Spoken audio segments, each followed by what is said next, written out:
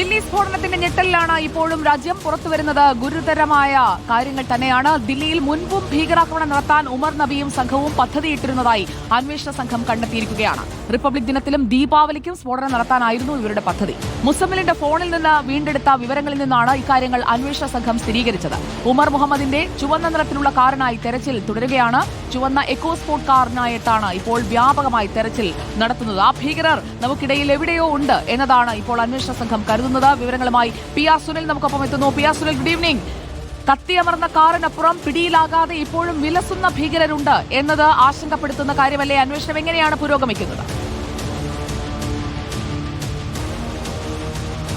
സുജിയ, NIA പ്രത്യേക സംഘം രൂപീകരിച്ചുകൊണ്ട് അന്വേഷണ നടപടികളുമായി മുന്നോട്ട് പോവുകയാണ്. ഏതായാലും ഇപ്പോൾ ഏറ്റവും പുതുതായി വരുന്ന വിവരം എന്നത് ഈ കൊല്ലപ്പെട്ട ഈ സ്ഫോടനം നടത്തിയ ചാവേറായ ഉമർ മുഹമ്മദിന് മറ്റൊരു കാർ കൂടി ഉണ്ടായിരുന്നു. ചുവന്ന നിറത്തിലുള്ള ഇക്കോ സ്പോർട്ട് കാറായിരുന്നു അത്.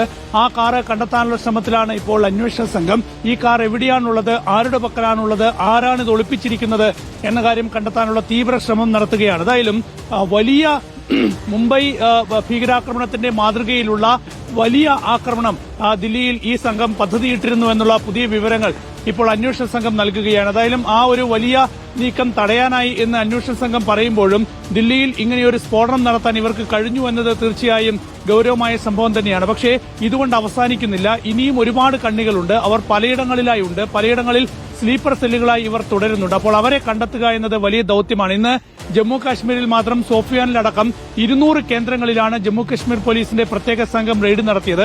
ഇത്തരത്തിൽ രാജ്യത്തിന്റെ വിവിധ ഭാഗങ്ങൾ കേന്ദ്രീകരിച്ചുള്ള വലിയ അന്വേഷണ നടപടികളിലേക്ക് പോവുകയാണ്. അതുകൊണ്ട് ഒരു I-20 കാർ മാത്രമല്ല, ഇനിയും കാറുകളുണ്ട്. നേരത്തെ വന്ന റിപ്പോർട്ട് എന്നത് ഉമർ മുഹമ്മദ് 2 കാറുകൾ കൂടി വാങ്ങിയിരുന്നു എന്നതാണ്. അതിലൊരു കാറാണ് ചുവന്ന നിറത്തിലുള്ള എക്കോ സ്പോർട്ട് എന്ന് പറയുന്നത്. അപ്പോൾ അത് കണ്ടെത്താനുള്ള നീക്കങ്ങൾ നടത്തുന്നു. എല്ലാ മേഖലകളിലും സജീവ തെരച്ചിലുകൾ പുരോഗമിക്കുകയാണെന്ന് അല്പസമയത്തിനകം കേന്ദ്രമന്ത്രിസഭയുടെ സുരക്ഷാകാര്യ സമിതി ദില്ലിയിൽ യോഗം ചേരുന്നുണ്ട്.